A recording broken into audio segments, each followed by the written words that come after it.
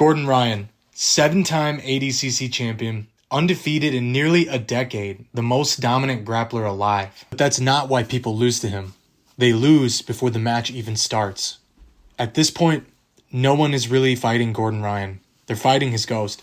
The image, the aura, the identity. He's the heel, the villain, the king, but more than that, he's a psychological force stronger than anyone else in jiu-jitsu. Gordon is extremely talented, but there are many talented grapplers. He's disciplined, but he's not the only one. He's mentally tough, and so are others. What sets him apart is identity, the belief, the self-concept that he is inevitable. Let's take it back to see how this identity was forged. Gordon began in New Jersey, but his obsession led him to train under John Danaher, the philosopher king of jiu-jitsu. Now, Danaher famously dismisses sports psychology as mostly nonsense. He said as much. Sports psychologists. I'm going to say something controversial here. Let's hear it. People are going to hate it. I think it's a total scam industry. But ironically, he teaches it constantly, whether he knows it or not. He teaches his athletes to train and compete calmly, to focus on performance, not outcome, to see through what he calls the illusion of competition. These aren't drills. These are identity weapons. From early on, Gordon developed an identity as someone who could not be broken. Let's talk about a few key pieces of that. 1. Defensive mastery as a mental weapon. Yes, it's a technical skill, but more than that, it's a belief. When you know you won't be submitted, you take risks others can't. As Danaher says, more matches are lost by timidity than by overconfidence. He doesn't want his athletes cautious. He wants them dangerously certain by way of defensive competence.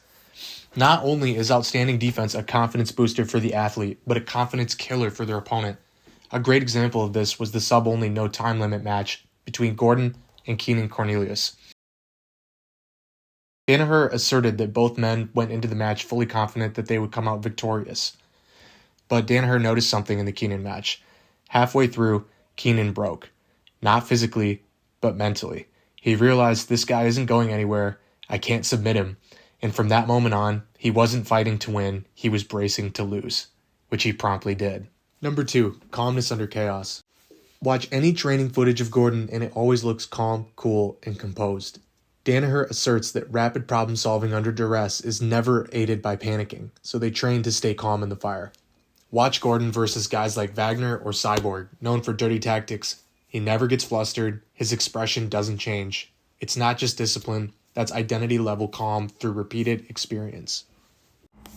Let's bring in a name most have never heard, but might be the most important mind in sports psychology you've never studied. Basham, Olympic gold medalist, precision shooter, and the architect of a hidden system called the mental management system.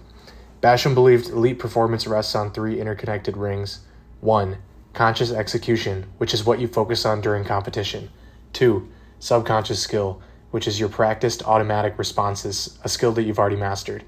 3. Identity, your belief about who you are and what you're capable of. And here's the key. If your identity ring is smaller than the others, you'll sabotage yourself. Most athletes fail, then double down on technical skills. But Basham found that this wasn't the issue. The problem was identity. It hadn't caught up. Why does that matter? Because your brain isn't wired to chase potential. It's wired to stay safe. And nothing feels more dangerous to the brain than the unknown. So when your skill outpaces your identity, your own mind will quietly pull the emergency brake just to keep you in the version of yourself it already knows. Gordon started small, crushing local and regional comps. These gave him evidence. He wasn't just winning, he was becoming someone who expects to win. He talks about it in his Sport of Kings instructional. After submitting Yuri Simoes at EBI, he said, After that match, I was like, okay, now that I know that I can do it on him, I know that I can beat anybody in the world. That's the moment his identity caught up to his skills. Now it's different. Gordon's not just world-class, he's Gordon Ryan. His opponents aren't just fighting a man, they're fighting a symbol, a shadow. And unless they have the identity to defeat that shadow, their body won't let them because your brain would rather keep yours safe in a familiar hell than risk the unknown. This is why Felipe Pena is different. He's beaten Gordon before, not once, but twice. That belief, it lives in his nervous system now. It's not a hope, it's a memory. His identity includes beating Gordon Ryan, not hypothetically, but experientially. So when he steps on that mat, he's not fighting a myth, he's fighting a man, and that alone makes him more dangerous than the others. When we look at Gordon's alignment and his rings compared to other usual opponents' rings, you can see that the identity ring is lagging behind their actual skill set rings. But when Felipe is competing with Gordon, you can see that his identity ring is actually in line with his skill set, even though his skill set may be less than Gordon's. So even when Gordon wins now, it's not effortless. It's a real fight. Teddy Atlas once said Mike Tyson wasn't actually a great fighter. He said Tyson only had 3 real fights because everyone else showed up already broken. They weren't trying to win, they were just trying not to die. And the few who did show up to fight made Tyson fold. Was he a great finisher, like Joe Louis to a certain extent? Yes! But he wasn't a great fighter. Gordon is the Tyson of jiu-jitsu, a monstrous technician who also mastered the narrative. And when people walk out to face him, they've already lost. It's just a matter of how. So what do we take from this? Technical skill matters. Mental strength matters. But identity is what seals the deal. You will not outperform your identity, and you will not beat someone you believe is bigger than reality. Want to win? Start by becoming someone who expects to.